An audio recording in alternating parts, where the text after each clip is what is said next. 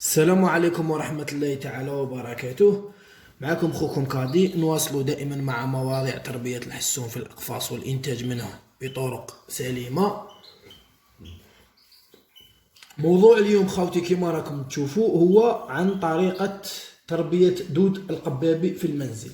دود القبابي يعني إخواني راكم تعرفوه باللي غني بالبروتينات، لذلك كما نقولوا وجب علينا تقديمه للطيور، خاصة الناس اللي تربي يعني الروسينيول وهذوك راهم باينين باللي، والبلبل هذوك يعيشوا. الروسينيول هو العندليب اخواني، هذوك يعيشوا بالدود، تسمى لازم تبقى توجور تشري فيه. والله غير طريقة سهلة اخواني كيفاش تربيه.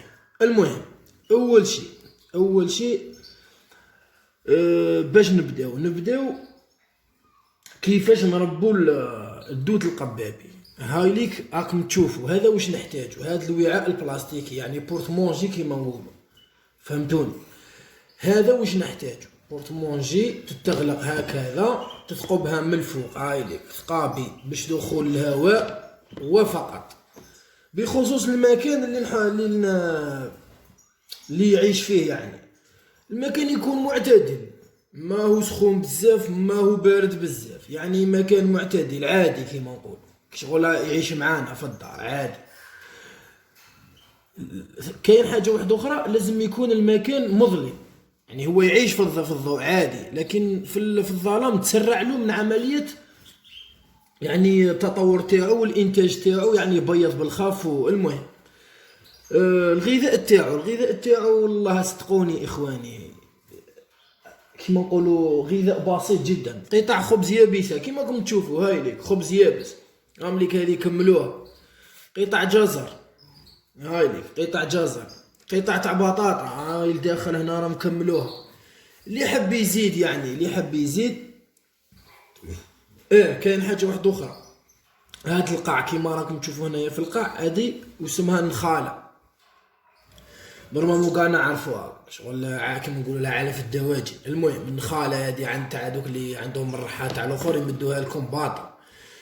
تقدر انت ما عندكش النخاله واش تخدم، واش دير، هاي ليك واش دير خاوتي، هاي ليك واش دير، راكم تشوفوا شوفوا واش دير. خبز رحيه، رحي الخبز يعني خبز يابس رحيه، ضربه في الخلاط كيما قلت لكم خاوتي. الخبز ترحيه، هاوليك الخبز اللي ترحيه، تزيد له رقائق الشوفان، هاوليك غذاء يعني جيد هو احسن غذاء للدود القبابي. كيفاش نبداو نربو؟ يعني طريقه، نحن نهضروا كما نقولوا اول شيء على طريقه التكاثر. المهم شوف، كاين اللي يجيبوه من الطبيعه، يعني كاين اللي يجيبوه من الطبيعه ولا يشريه، فهمتوني كيفاش؟ في الطبيعه موجود يعني تقدر تلقاه. المهم كي نحبوا نربوه، كيفاش نبدا زعما المشروع تاعي ولا كيفاش نبدا نربي فيه، واش ندير؟ اول شيء خاوتي لازم كي تشري شرانق ولا ديدان.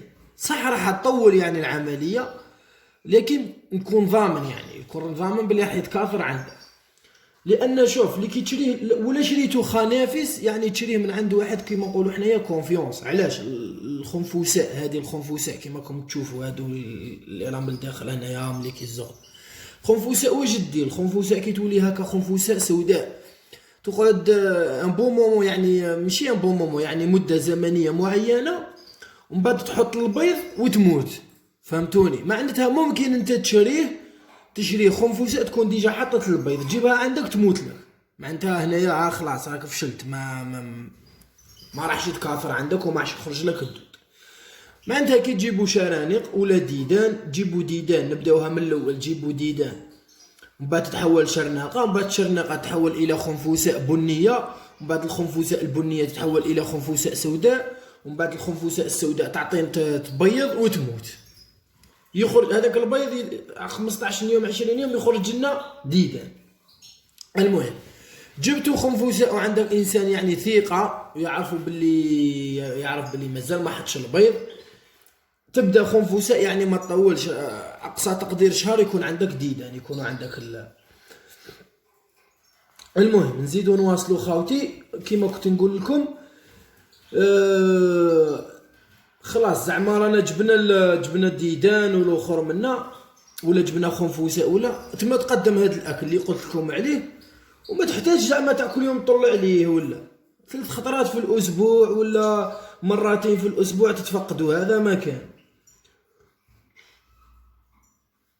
صح. اذا جبنا ديدان، اذا جبنا الدود يعني راح يستغرق من حوالي كيما نقولوا حنايا من 30 الى 40 يوم، فهمتوني، من شهر حتى لشهر و10 ايام باش يولي خنفوسه. ومن بعد موراها تبيض، والخنفوسه على بالك الخنفوسه الوحده يعني خنفوسه واحده وعباكش تحط لك واحد 300 حتى ل 500 بيضه، ومن بعد موراها تموت، يعني من اسبوع حتى ل 10 ايام حتى ل 15 يوم تموت هذيك الخنفوسه، تحط البيض وتموت. البيض يعني البيض في الايام الاولى ما تشوفوش انت اخويا، فهمتني كيفاش؟ معناتها هذاك هذا الاكل هذا اللي راه هنا ولا هذا، وما ترفد حتى حاجه نتايا من الوعاء هذا البلاستيك، تخليها كيما راهي، حاجه ما تبدلهاش. علاش ممكن ترفد يكونوا فيها البيض اك خسر ثاني. ومن بعد قلنا بعد مور كي خلاص ماتوا الخنفوسه، بعد موراها ب20 يوم حتى ل 25 يوم تلقى في هنايا في هاد وسمع النخاله هذه مخلفات الاكل كيما نقولوا، تلقاو ديدان صغيره تبدا كيما نقولوا حنا تخرج.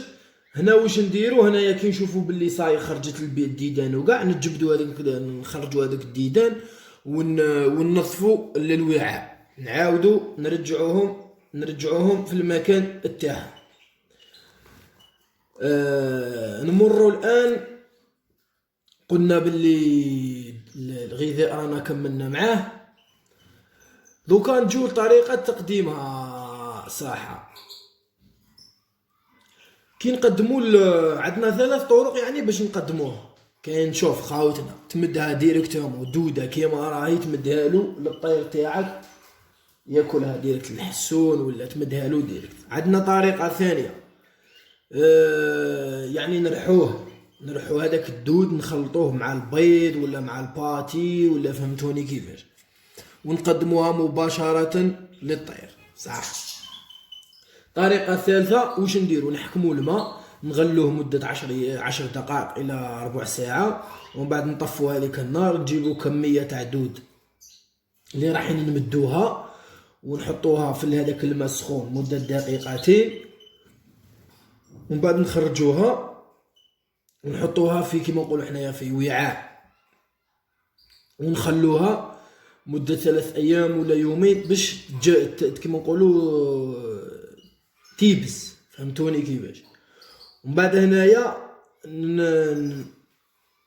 نمدوها نمدوها يعني للطيور تاعنا تكون مجففه كيما نقولوا كيما راهم يبيعوها.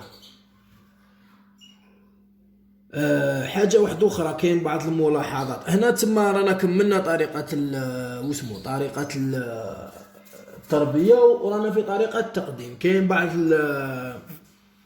الملاحظه اللي يحب يجيب الديدان يعني من الطبيعه، وشوف تلقاوهم تحت حاشاكم العلف تاع العلف الدواجن كيما نقولوا حنايا، تلقاوهم تحت كاين في السقا النباتات يعني خاصه نبتة بذور شوك الجمل في الوسط نتاعها، في هذاك الراس نتاعو في الوسط نتاعها تلقاوها صغيره، دوده صغيره، تقدروا هذيك ثاني تجيبوا منها وتربوها.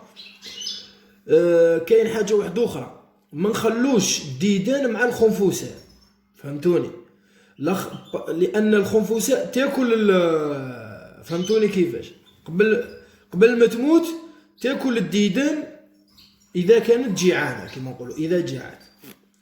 الخنافس هذوك اللي تموت تقدروا كيما نقولوا حنايا ما ترموهمش، يعني تلمدوهم كيما نقولوا حنايا، تطحنوهم ولا توزوهم تعاودوا تقدموهم غذاء للديدان، فهمتوني كيفاش.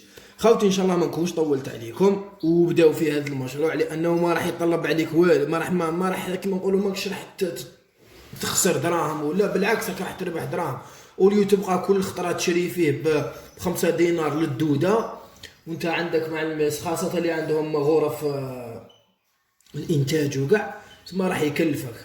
معناتها ايفيتي هادي، وبدا الاخر تاعك ما راحش يكلفك، هادي ما راحش تكلفك بزاف.